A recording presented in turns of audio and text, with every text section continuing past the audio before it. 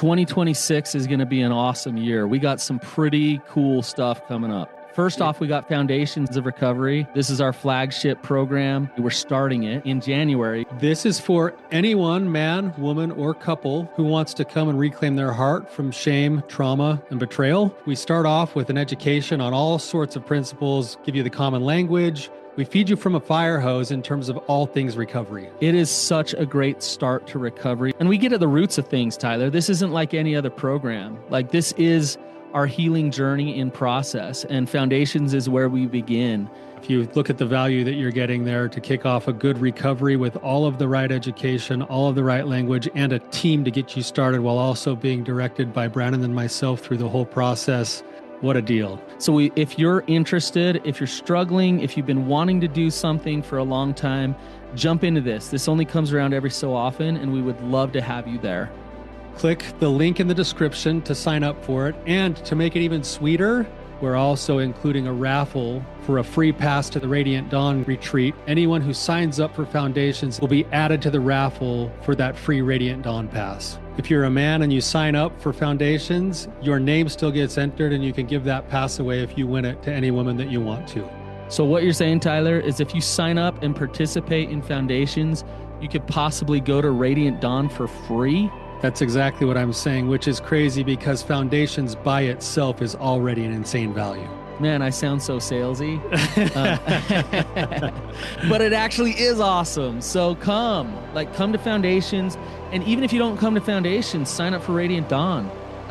It's beyond therapy, the best healing experiences that you can have. Click the link below and come join us.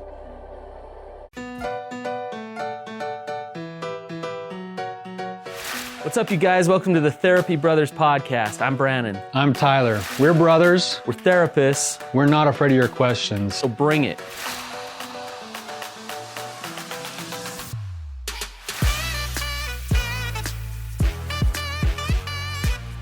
All right, you guys, welcome to the podcast. I'm Tyler, your wandering therapist. I am here without my partner today, Brandon. He is out of town on his birthday trip to Alaska, so we're really jealous of that right now. We've got a really, really awesome guest today who's been willing to come on and ask some questions. We'll get to him in just a second, but before we get started with that, we're just going to go ahead and read our review for the week.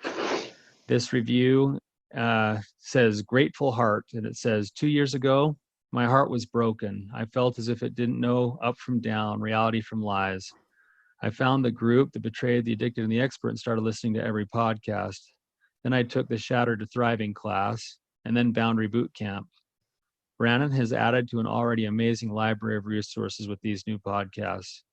No matter your age or your trial, you will find so many answers to your questions. I am grateful for all the resources Brandon and his team have put out there. Thank you for the review. That's nice for Brandon, a little bit of love for him on his birthday today. So awesome review. You guys, if you're getting a benefit from these episodes, you can help other people and help us at the same time by simply just rating, reviewing, and sharing with others, and helping to give a reach to other people who might need the benefit of the things that we're talking about here. So really appreciate that. And we're happy to be doing what we do here. It's something that we look forward to every week. So our guest today is named Aaron from Alabama. Welcome, Aaron. It's good to have you on the show today. Good to be here. How are you doing? Doing great, man. I'm really, really, really happy to have you here. So what we'll do today is just, if you don't mind, just kind of give us whatever background information feels pertinent for you, and then we'll jump into answering some of your questions today. All right. Well, when my addiction first started, it started with something small. It was, advertisements in magazines and different things. And then as time went by and technology advanced and we had cell phones, I got into the deeper, darker side of pornography. And I grew up in a Christian home. Originally I was in foster care, but I was adopted, and they showed me Christian values, but everybody's Christian walk is something they have to do themselves, with God's help. But so my faith was my own. But, throughout the course of this whole thing, it's been a series of roller coasters. In other words, like, I would view the bad sites and stuff, and then I feel guilty, and then and then I would, you know, maybe a couple of weeks would pass, and then I'd pray and ask God for forgiveness, and then repent, and then go on and be excited, and then I would stop reading God's word. I'd stop praying, and then little temptations would pop in through either some sort of media, maybe YouTube or something, and then it would start with something small again, and then it would just blow out of proportion. I'd let it get that way, and I used to ask myself, like, why am I stumbling? Why am I falling? And well, I know the reason why now, so that's not an excuse for me, to. So I know what. Well, I think I know what to do to kind of help me get, to quit, but I don't know. It's been tough. I want to. There's a scripture in Romans, I don't remember exactly where it says there's things I want to do, or the things that I'm doing that I don't want to do, I do. Like, I don't want to be guilty. I don't want to be ashamed of myself. I don't want to, any of that. I don't want that. But at the same time, it would just, I was just in bondage. And last night I prayed, and I had a little get together. We had some worship, and I broke down and prayed. And so now people know, so they can keep me accountable. And my mom, my dad knows, my friend, Pastor Doug knows, his wife knows. And, I know that might have been the best place with mixed company there, but um, I prayed and asked, and so they know. So now I feel a lot better about my road to recovery, because before I would just keep to myself. I wouldn't let anybody know. And so if nobody knows what you're going through, they can't help you. And now that they know, I just feel a lot better about that. So yeah. Yeah. Are you so basically you're saying right now that you're just kind of in the beginning stages of recovery, and you've been carrying this by yourself for Yeah. several years, up until just recently, where you've come out and shared it with a few people, hoping for some support and some accountability. That's what Yeah. you're saying. Mm-hmm. Yeah. Yeah. And I also hear the battle that you've been fighting, which is a really, really common one, which is, you use that scripture from Romans. That there's another saying that I think is pertinent as well here, that says, the spirit is willing, but the flesh is weak, where, the inside of you is constantly wanting to make these changes, and it's constantly struggling to get better, but then somehow you find yourself back in the same spot over and over and over again. And it feels so frustrating, and it can feel so hopeless sometimes. And the fact that you've gotten up over and over again is a testament to your own internal strength, and understanding that you've got that goodness inside of you that's never actually going to go away, even if you have the other side that you're battling and sometimes lose to. I've got a couple of thoughts, but before I do that, do you have any specific questions you wanted to make sure you asked today? I've heard of something called a battle plan, and I kind of don't know exactly how that, like, works. Like, if Okay. Yeah, when you bet, man. temptation pop, you know what I'm saying? Like, what can I do to bat? I know that isolation is something that whenever you're viewing that kind of stuff, you just feel isolated, and you isolate yourself from your family and your friends and stuff. And like, a lot of times, spending a lot of time in my room instead of being out with my family, and yeah. You bet. So you're talking about something that's really common, and let's go through the beginnings of a battle plan today. Does that sound all right? Sounds good. So, all right. So there's the battle plan is based off of some core principles, and you can every person's battle plan is probably going to look a little bit different, but the principles should be the same. And in order to know what those principles are, I want to back up a little bit and talk a little bit about something that we could do probably a whole series of podcast episodes on, but I'll give you the quick version on this. And this is where anytime that we have some type of a compulsive behavior or some type of an addiction, almost all the time it has the same roots. And the roots are shame. The roots are this feeling or belief that says, I am basically blank. I'm basically bad, weak, unlovable. I'm a failure.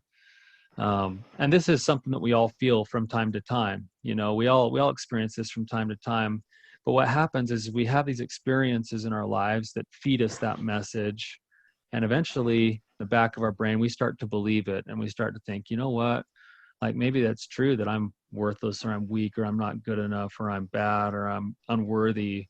And that's scary for us, because we as human beings are wired for attachment. We're wired for connection with other people. And now we believe that there's something about us that is so flawed that if people see it and they see us that way, we won't be worthy of connection. And that's what shame is this deeply seated fear that we're unworthy of connection with other people. And so it leads to a second belief that says, I better cover this up. I better not let anybody see. I'm going to live in secrecy, isolation.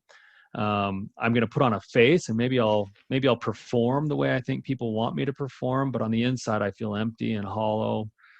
And then that leads to a third belief that says, I'm on my own. I have to be responsible for my own needs at all costs. And so now what you've done is you've gone into what's called the control part of the cycle. And the control part of the cycle says, I'm going to be perfect. I'm not going to let anybody see my weaknesses. I'll never mess up again. And then life happens, and you get bored or angry or lonely or tired or stressed or hungry, and things start to break. And then you flip from the control part of the cycle into what's called the release part of the cycle. And the release is where you kind of just throw up your hands and go, I don't know what's going on anymore. And you find yourself going to what we call the mood altering experience. And that's where, you know, pornography or sex or drugs or television or food, or, you know, we all have our favorite ones, right? We Right. we cope in certain different ways, but in all of those situations, there's a couple of things that happen. One is that it works. Like, you and I both know that if we go look at pornography, there's going to be something that goes on in our brain and our bodies that's going to feel good to us. You know, the flesh part of us is going to feel good, and the brain is going to say, thank you. I don't have to think about all this other stuff about my unworthiness or my badness right now. I can go numb out. I can go try to fill the void. And it works right up until the aftermath. And then we go, oh, what was I just doing? I can't believe I just got here again. Like, no way. I just made the same mistake 1,000 times that I said I'm never going to do again. And at that point, that should be motivation for us to look at that with fresh eyes and learn and make changes. But instead, it feeds us shame. And shame is that belief.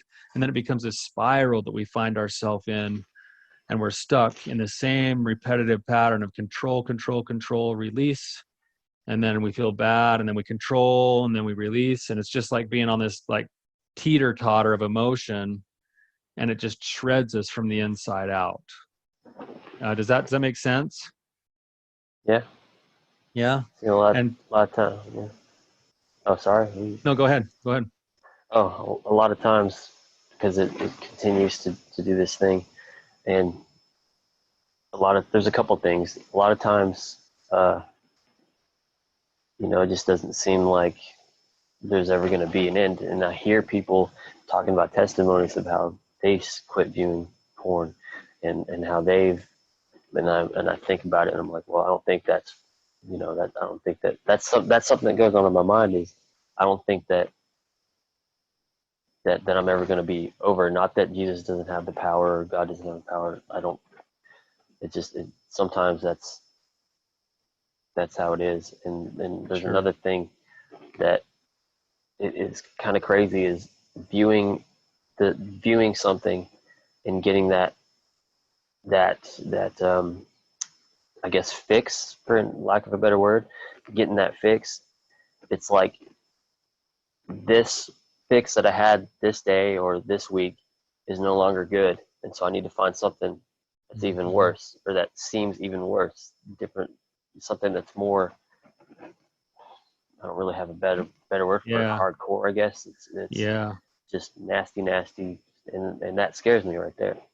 Yeah. And that's the nature of that's the nature of kind of how the addiction works in the brain and the body. Is, for most people, it starts with the same thing. The roots are the shame, and then the trunk of the tree would be your standard kind of like the things you referenced, the Victoria's Secret catalog or the lingerie Mm-hmm. stuff or the softcore porn. But then the brain starts to get smart to that and says, well, that doesn't quite do it for me the way that it used to, because the brain is adjusting constantly. Because what happens is when we look at porn or do drugs or something, our brains are flooded with chemicals at a rate of, just with dopamine alone, 400 times the normal level of dopamine in the brain. And so the brain says, wow, that feels awesome, but if you keep doing that to me, you're going to kill me. And so it starts to rewire itself, so it doesn't quite pick up this amount of dopamine when you go to act out. And so as the tree grows, it grows different branches, and that's where it gets a little bit more scary, is because the branches start to become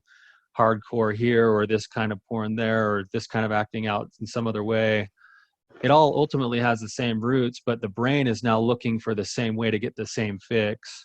And you just Mm-hmm. described that perfectly, that's the nature of how the addiction wants to form. And so what happens is that starts to form, the brain says, I still got to do something to take care of myself.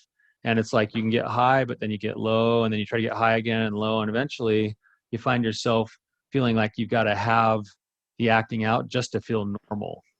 And that's a hard place to be. And that's when you come to that place of like feeling like, man, I'm feeling hopeless. Like I see other people saying that there's hope, and I hear other people, basically testifying that they can find recovery, but I haven't so far been able to reach it.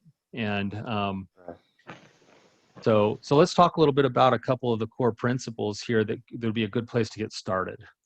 Okay. If you're looking at it from the cycle of shame by nature thrives on secrecy and isolation, and it pulls us away from all forms of connection. It pulls us away from connection to our higher power.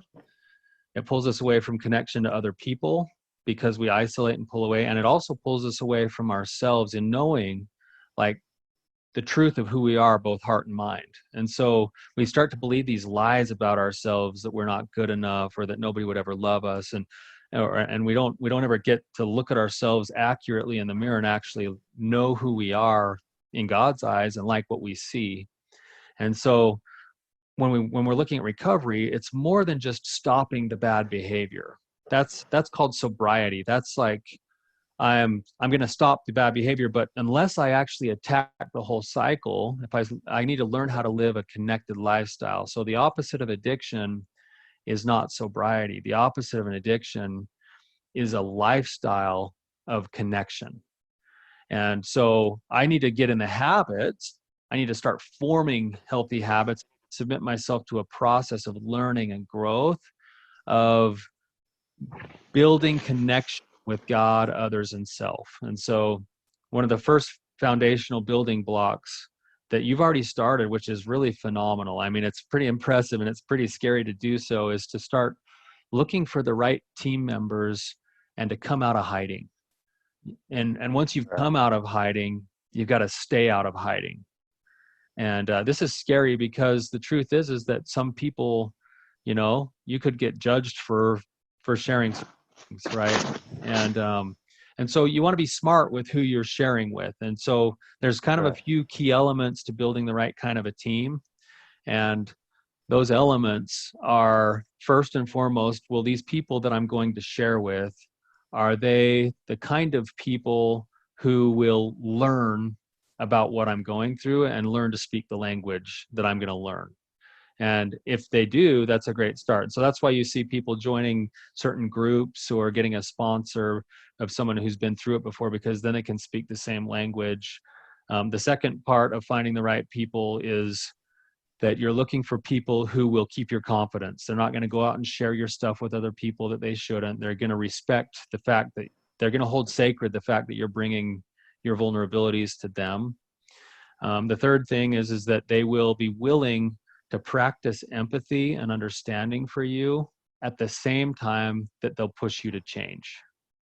And then the fourth one is if they will, the fourth one is they'll respect your agency or your choice. And so if you get a couple people on your team that fit that mold, you're going to be in a good spot to at least work on the principles of accountability and connection with other people.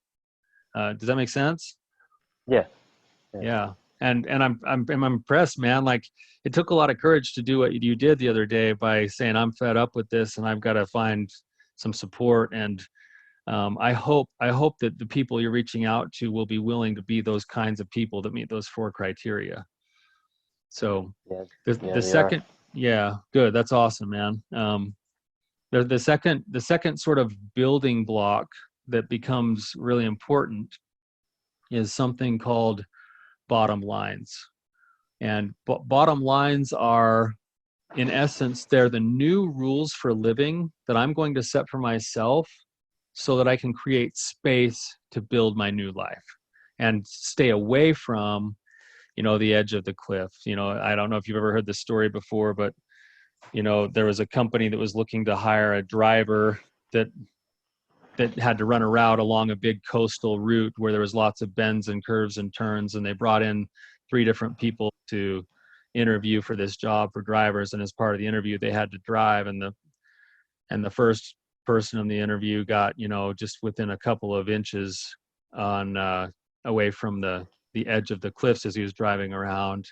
Mhm. And he thought he was just had so much precision. And the second guy got even closer and was basically hanging a tire off the edge. And the third guy came through and he stayed as far away from the edge as he possibly could. And of course, who got the job is the driver that stayed in the safe zone. He didn't have to go take the risks and Right. get close to the edge of the cliff. And so in essence, that's what bottom lines are. Is they're the new rules where I need to set my new boundaries.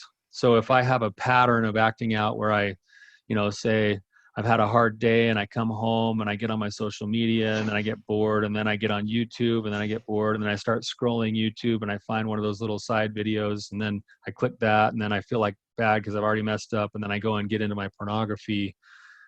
Like, Right. the Yeah. bottom line can't be I don't look at pornography. The bottom line needs to be something like I don't use social media alone, or I don't use the internet alone, or whatever it is that I have to do to ultimately set up safety. And the bottom line should also include the way that I'm going to hold myself accountable until it becomes a new habit. So I'm going to make a phone call to my sponsor, my pastor, or to my therapist, or whoever it is, every time I cross my bottom line, not to punish myself, but to remind myself that I'm setting and establishing a new habit and way of living so that I can be safe and sober.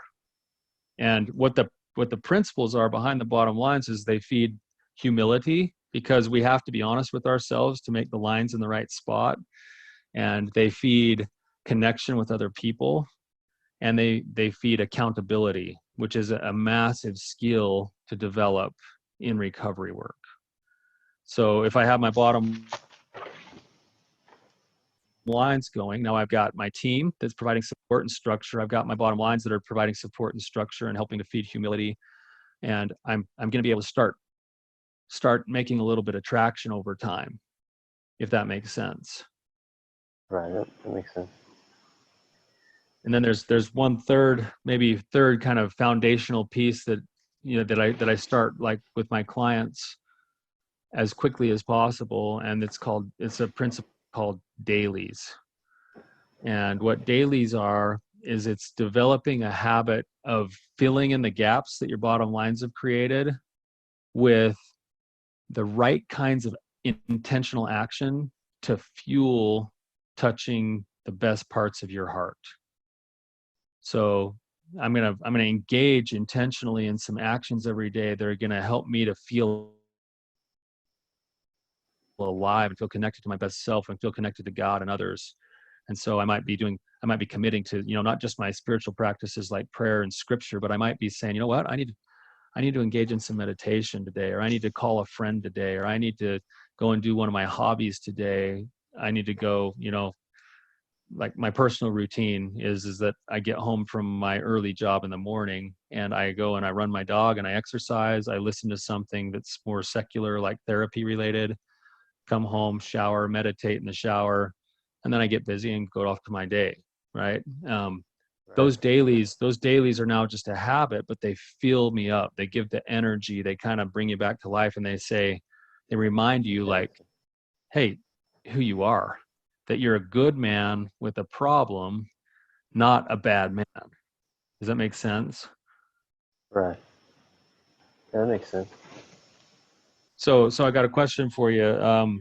If you're thinking about this idea of what dailies are, like, what are the kinds of things in your life that make you feel like, that either give you a sense of like passion or purpose, or make you feel like you come to life? Hmm. The music's one of them. Mm-hmm. What kind of music you listen to? Well, let's see, like Imagine Dragons, stuff like that. Mm-hmm. Mm-hmm. Um, I also listen to other older Christian stuff like I used to when I was a kid. Mm-hmm. John Reuben, Reliant K, um, Cool. some What does other that ones. music do for you? Like, what do you feel and or experience when you listen to that music? I guess carefree, let go. Like I play it, I sing along to it, and it, I don't know, it just seems to, I don't know, it kind of frees me up, I guess, Mm-hmm. because Yeah. I just listen to it and I kind of jam to it, and I'm more relaxed and I'm not really thinking of other things outside of just being in this musical box, and I don't know, just I'm kind of jumpy, and just jamming out, I guess. I don't know. Yeah. Awesome. Yeah. So what you're describing in some ways is the fact that you're getting yourself into the present moment, and you're allowing yourself to live life on its terms. And it sounds like that music that you're choosing is in some ways is speaking to your heart. And it's that's the purpose of your dailies, is to bring you into that place where you are in touch with the fact that you're alive and you're breathing, and you have choice today. And it not only helps provide motivation, but it's like a behavioral affirmation that you're worth taking care of, and you're worth fighting for. And like, that music is great stuff. The Imagine Dragons stuff, I've got a great song I'm sure you've listened to 1,000 times before, but it goes right along with this concept of shame that we're talking about. Their song Demons Mm, is almost identical to what the shame cycle is. If you guys want to go listen to that, and even watch the music video with it, it's a great illustration of shame and how shame works. So awesome. Yeah. So you've got music. What other things bring you to life? What other things kind of feed passion and purpose into you? mm. Kind of,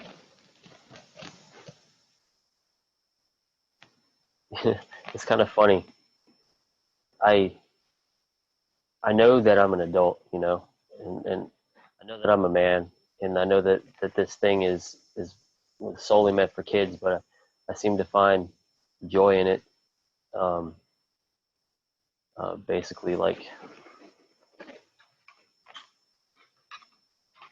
this is a thing called D Dart, and it shoots foam darts. And Awesome. I find that this kind of thing just something I love because of how it works, and just the feel of it, just plinking and just being out there outside. It's just something I enjoy doing, and I probably have way too many, to be honest. But that's but that's they're awesome, just fun man. to me. They're Yeah. just fun to me, and it connects me to my, well, not exactly my childhood, but it kind of adds to that carefree. I'm just plinking. I don't have to worry Yeah. about tomorrow at work, or I don't have to worry about you know some appointment I have to go, some doctor appointment. I can just be outside plinking and just enjoying myself, and I have my brothers and stuff, and I help them out. Uh, I love it. I love it, man. And what but you're yeah, what you're what you're bringing out here is a couple of principles that I think are important for recovery, which is that what you that the darts actually allow you to connect with your brothers, it sounds like, but it also allows you to tap into something. And you said it, you said my childhood. I'd say, yeah, it does. It probably connects you to what we'd call your inner child. And, I think you actually bring up a really good point that most people don't acknowledge when they're looking at recovery. But a lot of what causes addiction is that we end up in this like numb, sort of cubicalized, adult, serious life. And Mm-hmm. we forget that every one of us still has an inner child. And so doing something like you just said is actually a really great way to connect to that inner child. And in some ways you're nurturing yourself by doing that. And it like adds vibrant and color to living, right? Where, all of us as men, we have an inner boy that still wants to be that inner boy, and Right. and we feel almost like it's not appropriate. But the truth is dude, if I lived in Alabama, I'd be setting up a war with you right now, man. Right. This It'd be seems like awesome. fun. Yeah. Yeah. So that's great. So taking the time and being intentional with saying, you know what, I need to get in touch with that inner self today, or you know what, I need to get in touch with my brothers today and cultivate that relationship, or I've got to intentionally be committed to continually recommitting over and over again to my dailies so that I can have the energy, emotional energy, and the willpower that I need to maybe fight off a hard day. But it also helps me to maybe remind myself of who I really am, and to get in touch with knowing myself by pursuing my passions and purposes. And not only is it a great way to live, but what it does is it pulls you further away from the need to go numb out or disappear by acting out. Right. So other thoughts or questions that you're having? Mm.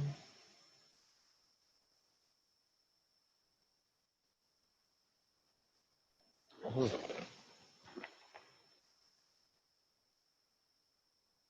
Can't think of anything else. Yeah. Yeah. Well, okay. Well, I've got just maybe a couple of other thoughts that to go along with what you're saying. Um, oftentimes Oftentimes I'll get somebody coming into my office who's kind of in the same spot that you said you were at, where you're feeling a little bit hopeless and you're feeling like I've tried this over and over again and it's not working.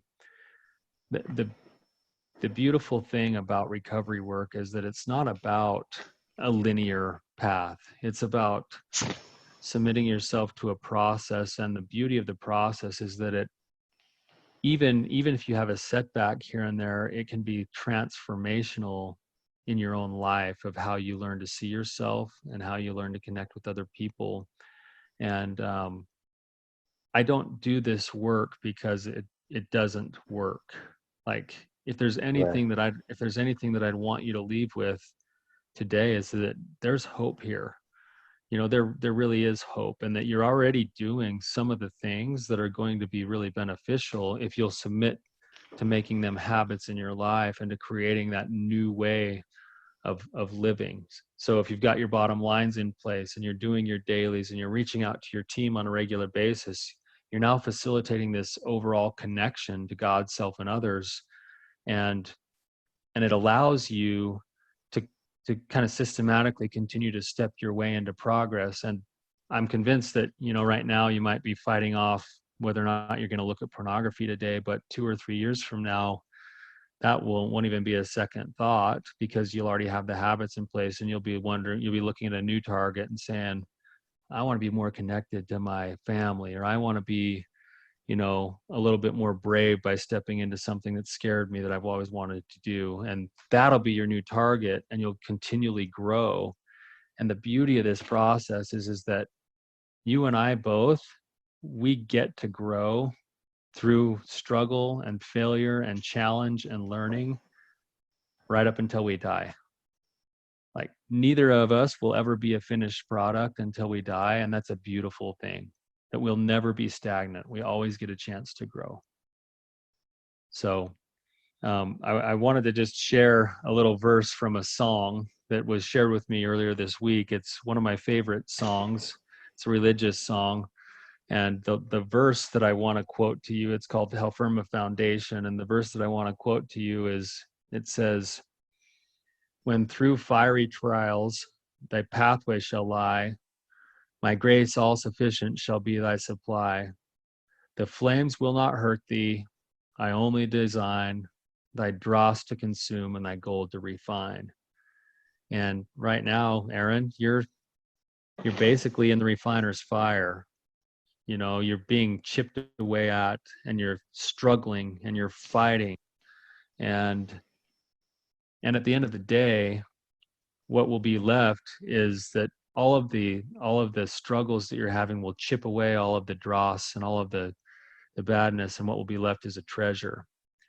I heard a story one time, and I'll just end with this story with you today, and I hope that you'll be able to hear it with the right heart. It says that the story is called The Silversmith, and it tells a story of a women's Bible group who were getting together, and they were going through, you know, some scriptures, and they came across a verse that said, he shall sit as a refiner of silver.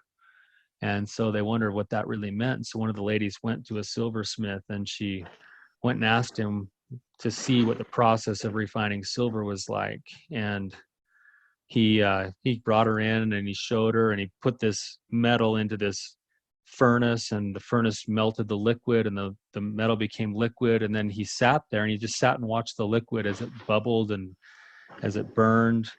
And that at a certain point he took it away. And she said, well, she said, number one, the text that I read said he shall sit as a refiner of silver. And so she asked him, why do you have to sit there? And he said, I have to watch this because I have to pull it off just at the point before it becomes injured. So the silver needed to go through the heat in order to burn off all of the imperfections, but it didn't need to go through more heat than it needed to be purified and perfect. And then the refiner would pull it off with the flame. And then she said, well, how do you know when it's purified enough to pull it off of the flame? And he said, when I can see my own image in the metal, I know it's time to pull it off. And what a beautiful message that is, Aaron, that you and I are both in the same process, that there is somebody who is watching the purification process, and someone who is vitally interested in making sure that your reflection looks like his reflection. And while it might be hopeless and there might be struggles, there's just the process. And the process is a beautiful one. So I hope that helps today. I'm really, really happy that you came on the show today, and I want you to know that there is definitely hope, and that you're doing the right steps by reaching out to God, by reaching out to others. And now the real work comes in, which is changing some of these habits with your bottom lines and your dailies. There was I know that this kind of it's something that I had a question about, and it just now popped in my head. Go for it.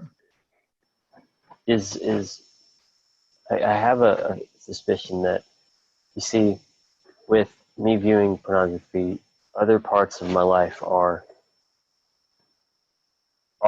kind of lacking as well. Like, is pornography the root of maybe some of these other issues? Like one of them is finances. You know, saving the money I should, not spending it on crazy things. You know, is that all connected? Like, if that pornography is after a while is, you know, the temptation's there, but I don't really have the desire to do it. If at that point, because I know it says, seek ye first the kingdom of God and his righteousness, and all these things are gathered unto you. So if pornography were to, and I have hope that, and I believe that soon, I'm still going to be tempted, I know that, but soon that's not going to be as big of an issue for me. And if on that day, because everything else there's other parts. Does that make sense? Yeah, absolutely. You're saying I've got these other struggles in my life, and I wonder if they're all connected in some way. Yeah, And like yeah, and there's a very real possibility that that's true. And I'll give you just kind of a couple of examples. All right. So the first one here is like there's actual some research here that's pretty profound on exercise.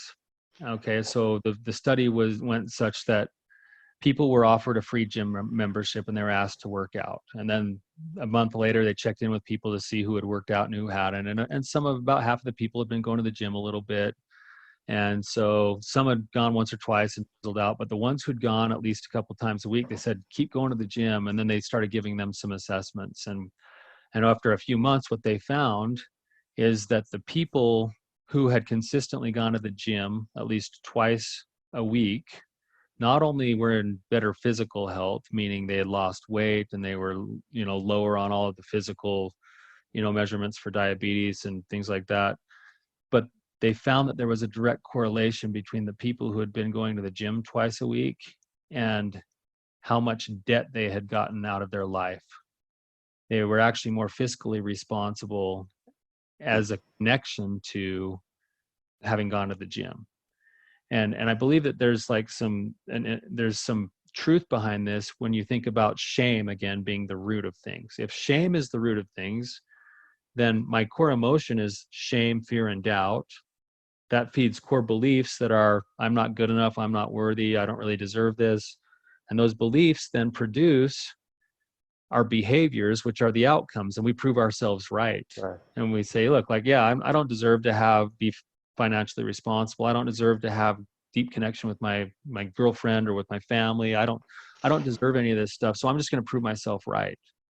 Well, if you start to go to work on one area of your life, and pornography is a great one to go to work on because it really does have roots into all sorts of other places. You go to work on that, and the same principles that you're using to conquer pornography will be the very same principles that you'll apply to your financial life or to your social life or to your spiritual life. And yes, that's the beauty of recovery work here, is that in just conquering or going after this one specific thing, the principles of living translate into across the board to all other parts of life. So you're spot on with that, and it'll come with time. You'll have to use the same principles and do the same work in other areas of life, but once you master them, it's like you've got a toolbox that you can go through to any challenge you face in life, anything you want to knock off, whether it's a character defect or whether it's the bad habit of spending, or maybe it's video games, or whatever it is. You'll be able to have the tools you need to just go to work on it. So that's a really, really great question. Yeah, those are some of the main things. Yeah. Because I'd look in because my car's constantly messy. I'm like, that kind of resembles my life right now. I wonder if porn was gone, if that would be cleaned up. I'd be more, my car would be cleaner. I don't know. I was like, maybe there's a connection, maybe there's not, but it. So anyway. I would bet you there is a little bit of a connection there. That's a great metaphor, your dirty car and your dirty life, right? Yeah. But you're doing the work, man, and that's pretty awesome. Yeah, the crazy thing about the prayer that we had last night, the prayer meeting, is I was trying to kind of fake my way through prayer, try to like pray for it. And, I meant the prayer, but it was just like I was trying to fake my way through it, and there was a lot of distractions going on because I had the kids, and as soon as I stopped faking it and started to be real, everything seemed to just quiet down. That's awesome, man. I was like, wow. As soon as I stopped trying to be fake and I'm being real and I'm being honest, all the noises is just gone. So man, that's awesome. That was crazy. Yeah, that's just a true principle you just tapped into right there. That's awesome. Well, thank you for being on the show today. It's been awesome to have you. Really happy that you're willing to come on and ask the questions. So thank you to our listeners for also being here. Hopefully this was helpful to you. If this is helpful to you, or somebody who it might be helpful for, please feel free to share it with them and pass it along. again, we're really grateful for the support that we've received since we've started this project, and the kind words that you've sent to us and the feedback that you've been giving us. If you have questions and would like to either come on the show or would want to ask questions, you can reach out at therapybrothers.com. And there's a submission there that you can ask questions to, or you can request to come on the show, and we would love to have you. So thank you guys. Have a great week.